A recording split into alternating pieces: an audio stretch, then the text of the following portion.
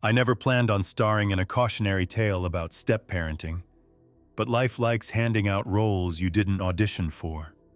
12 years ago, I walked into a sun-bleached community college classroom to fix a busted projector and walked out with Elena's phone number. She was a freshly divorced mom in her early 30s juggling a nursing degree and two pint-sized tornadoes, Ethan and Lily, then 6 and 4. I was the IT guy the college called when something sparked, froze, or exploded. Within a year, our apartments merged into a 3-bedroom rental. We didn't rush a wedding, but Ethan and Lily rushed me. They barreled into my life armed with questions. Could I tie sneakers faster than Mom? Did I know every Pokémon evolution? Would I be at their holiday play? My answers, yes, probably, absolutely, seemed to meet the passcode. By the time I married Elena in a small courthouse ceremony, the kids were calling me Dad without anyone prompting them. Their bio father, Travis, hovered on the edge of their lives like a streetlight that flickered but never fully lit the sidewalk.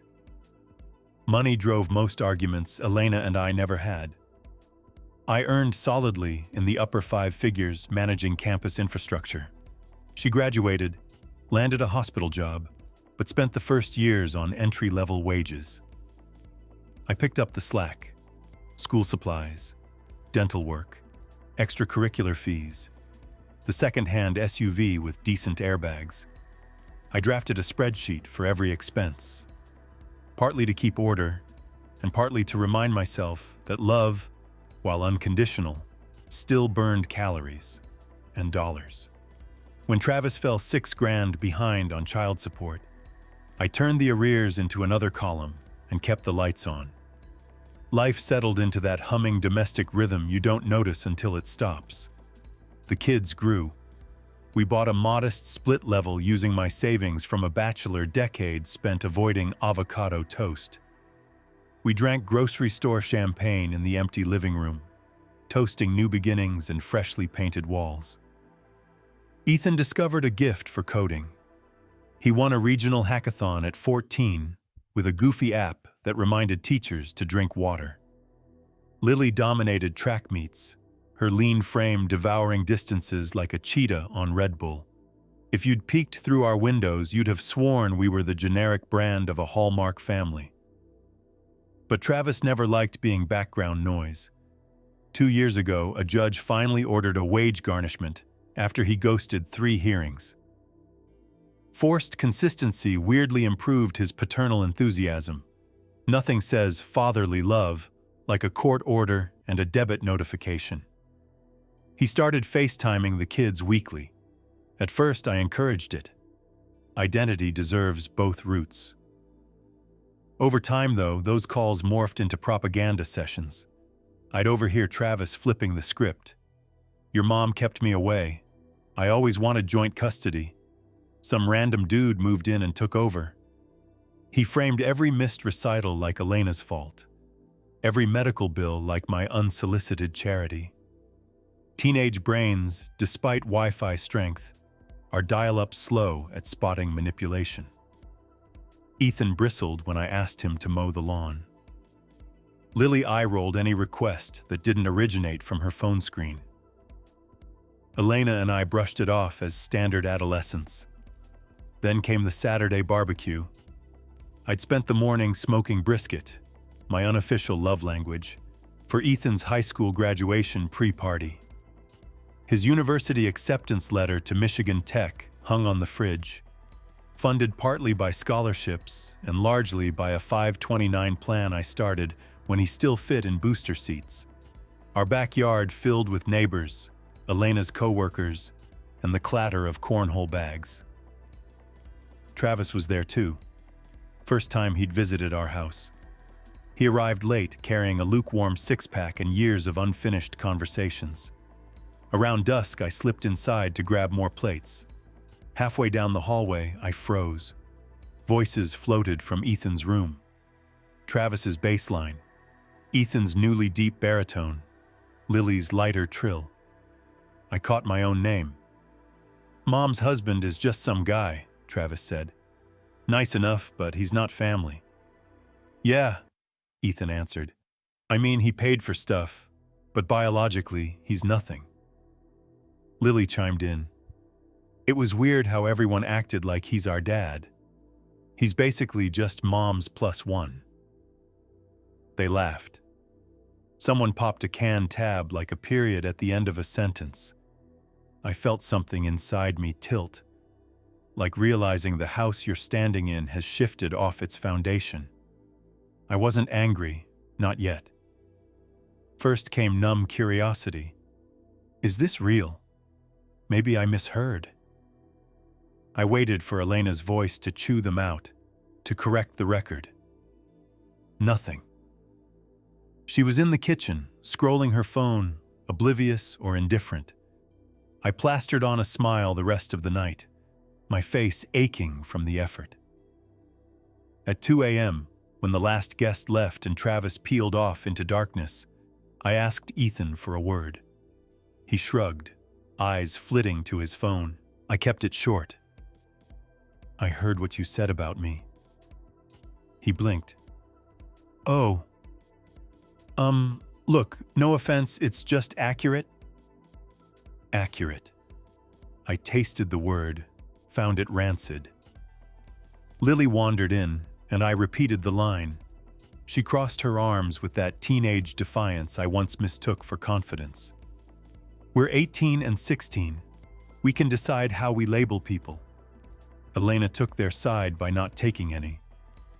They're entitled to their feelings, she said, voice tight, as though my hurt was an inconvenience. Something hardened then. 12 years of late-night fevers, busted transmissions, college savings, therapy copays, repackaged as some random guy. I nodded, walked to my office, and opened the spreadsheet. Revenge doesn't need ski masks. It needs signatures and timing. First move, the house. I'd bought it solely under my name with premarital funds. Immediately after closing, I'd updated my will to grant Elena a life estate if I died, but she never put $1 toward mortgage or taxes. On Monday, I filed a quitclaim transferring ownership to an LLC I'd formed that morning, shielding it from any marital asset claim. Market value had doubled. Second move? Finances. Our joint account existed mostly for optics. My salary funneled into a personal account, and I manually transferred agreed-upon household sums each month. I stopped. I set automatic payments to 0, rerouted my direct deposit, and froze the kids' authorized user privileges on my Amex. Ethan's 529 listed me as sole owner. I changed the beneficiary to my godson. Lily's ballet tuition auto-drafted from my Visa. I canceled it, effective immediately. Third move, obligations. I was not their legal adoptive father. Elena had floated the idea a decade ago, but Travis objected. They'd lose his insurance coverage, so guardianship stayed informal. A quick call to our agent removed them from my policy. I notified the school district that all future emergency contacts should default to their mother and biological father.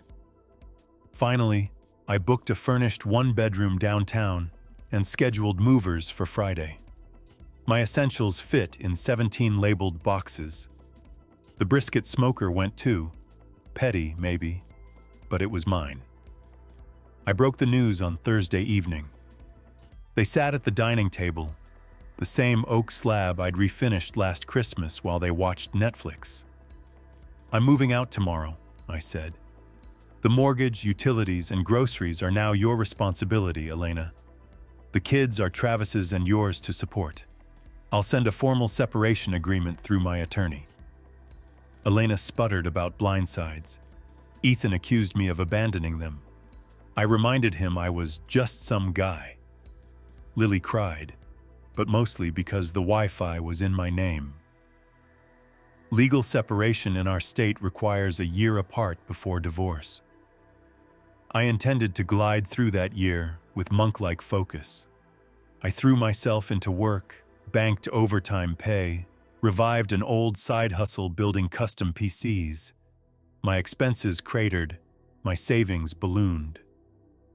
Freedom tastes sterile at first, like the air in a hospital corridor, but you learn to breathe it. 3 months in, the calls started. First Elena. The electric bill was past due. Then Ethan. Tuition deposit needed. Then Lily. Track shoes worn down. Each time I repeated the same line, "Talk to your parents." I think that's when the reality of that plural smacked them. Travis, unsurprisingly, balked. He'd enjoyed playing Disney Dad while I shouldered the boring bills. Now he faced the spreadsheet monster without armor. He petitioned to reduce child support, citing hardship. Elena, cornered, picked up double shifts. The house maintenance slipped. Lawn browned, gutters sagged. She texted me a photo of a leaking water heater. I replied with a Yelp link to plumbers and a thumbs up emoji. I wasn't done, though. Revenge should educate. Remember Ethan's hackathon fame? I leveraged contacts at my university to secure him a paid internship, then rescinded the referral. They'd already printed his badge when HR got my call. Candidate misrepresented qualifications and personal references. No internship, no on-campus housing waiver. Michigan Tech withdrew his admission for inactivity on deadlines. He enrolled in community college instead. Lily's dream was a summer training camp in Oregon with Olympic coaches. Tuition, $4,800 plus flights. Elena asked if I'd at least cover that. That Lily understood. She was sorry. She loved me. I almost softened until I remembered her mocking laugh. I declined and donated the amount anonymously to another athlete whose single mom emailed local sponsors. The thank you note arrived sealed in glitter. I pinned it above my desk. People ask if I regret losing the kids I helped raise. The truth is messier than a yes or no. I regret trusting titles over actions. I regret mistaking proximity for belonging. But I don't regret walking away. Sometimes the kindest thing you can do for yourself is to let the ungrateful drown in their own shallow pool. I'd like to end with grand wisdom, but Reddit prefers receipts. So here's what the scoreboard shows 1 year later. Since then, the house parked in an LLC sends $1,800 to my account. Elena pawned her engagement ring, patched the roof, then squeezed herself and the kids into a duplex. Ethan shelves groceries on the night shift while inching through community college classes. Lily quit track, waits tables, and swears she'll enroll next semester. Travis's license got suspended, so he drives rideshare on a borrowed login. Me? I adopted a rescue dog who thinks I'm the center of the universe. And every Saturday, I smoke brisket on the balcony, the smell drifting over the city like proof that sometimes the best revenge is simply reclaiming your own life. When I first entered their orbit, I didn't jump straight into the father role. I started as Jason, the tall guy who knew where the spare batteries lived and never minded reading aloud. But parenting is a slow-burn con game. You exchange giggles for goldfish crackers, and one day realize the kids know your social security number because they've heard you recite it on every insurance form. I was there for the unglamorous chapters people forget to post. I learned that Ethan wet the bed when anxious, and that Lily needed 3 bedtime stories or nightmares crept in. There was the infamous science fair disaster of 3rd grade. Ethan's baking soda volcano refused to erupt 5 minutes before judging. He sobbed, convinced his grade and dignity were doomed. I sprinted to the teacher's lounge, filched vinegar, sprinted back, and we detonated that papier-mâché mountain just as the judges arrived. He won honorable mention, hugged me so ferociously My glasses skidded across the linoleum and lisped through a missing front tooth. You're my hero. That memory stung worse than any insult. For Lily, it was the broken arm summer. She tumbled off the monkey bars. Radius snapped like dry spaghetti. Travis was supposed to take her to get a cast, but texted that he'd hit traffic. He lived 40 minutes away. I was on call at the server farm, caught the nurse's voicemail, and bolted. Lily clutched my shirt through radiology, eyes shiny but dry. At midnight, cast freshly signed with my sloppy doodles, she whispered, "Don't leave us, okay?" I promised, meaning it. That promise haunted me while packing Box 17. Betrayal wasn't a single sentence.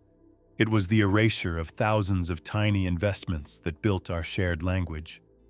When someone discards your history, they rewrite themselves, claiming authorship over memories you co-wrote. Revenge, in that sense, was my refusal to keep ghostwriting their lives. Part of plotting clean revenge involved speaking the language the kids now respected most: legal fine print. When Ethan turned 16, I'd co-signed for a used Civic so he could commute to dual enrollment classes. Title and loan sat in my name. After the barbecue revelation, I activated an insurance clause. Any additional driver must notify within 30 days of address changes or coverage lapses. Once I moved, the kids became non-compliant. Policy voided, payment missed, repo inevitable. I scheduled one therapy session. The therapist asked if I was afraid of being alone. I answered that I'd been alone for a year before anyone noticed. Solitude wasn't new, just official now. She said closure would require forgiveness. I countered that closure sometimes means shutting the door and sealing it. She nodded, scribbled, decided we were both right. Meanwhile, Elena's hospital merged with a private equity outfit notorious for slashing benefits. Overnight, her pension vaporized and deductibles tripled. She texted screenshots of the new premiums like an SOS. I scrolled, filed them under Not My Circus. Guilt, nostalgia, anger. She tried every pitch. None landed. Still, scorched earth leaves smoke. Around month 9, I walked into our old supermarket and spotted Lily bagging groceries.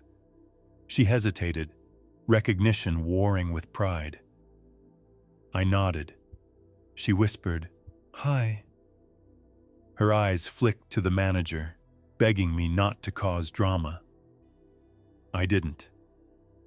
I paid, wished her a calm shift, left. The weight of every ballet class I'd chauffeured hung between us like invisible decor. I want to paint myself as unflinching, but the first holiday season hurt. My new apartment overlooked the downtown parade route. Crowds cheered, confetti spiraled. I sat alone, dog at my feet, scrolling memories. Facebook threw a 7 years ago reminder. Ethan in a Santa hat decorating cookies, flower on his nose. I muted the notification, walked the dog, came back, and ordered takeout. Healing isn't linear. Some days are paper cuts, some are compound fractures. Revenge reached its final chapter when I sold the house. Market timing was golden. Offers over asking flooded in. Elena panicked. She'd assumed occupancy rights during separation. My attorney reminded her that tenancy ended with divorce, and she'd waived spousal claims when accepting the HVAC settlement. Move-out date landed squarely on Ethan's 19th birthday. Symmetry is cruel, sometimes poetic. I showed up with the inspector. The place was half-packed, walls scuffed, kitchen faucet dripping. Ethan refused to meet my eyes. Lily sat on the stairs, clutching a shoebox of ribbons. Elena asked if we could please wait a week. She was negotiating a rental. I said the buyers had contractors scheduled. She called me heartless. I answered, accurate, echoing Ethan's old verdict. That evening, a letter waited in my mailbox with Lily's looping cursive. 5 pages, tear-stained, apologizing for the +1 comment and admitting she missed my pep talks. She didn't ask for money. She asked for my blueberry pancake recipe. I scanned the letter, emailed the recipe, and stored the original in a fireproof safe. Recognition matters, even late. Forgiveness, though, remains boarded up. Months later, a thread titled "Step-Parents Who Quit, Regrets" popped onto my feed. I lurked, scrolling familiar pain. Stories varied but shared a pulse. Invisible labor breeds invisible identity. I almost typed a response, then closed the tab. Some lessons you have to learn the hard way. But if you're reading this at 2 in the morning, wondering whether to tolerate disrespect for the sake of appearances, here's the TLDR carved in digital stone. Love is fuel. Acknowledgement is the gas cap. Without it, every mile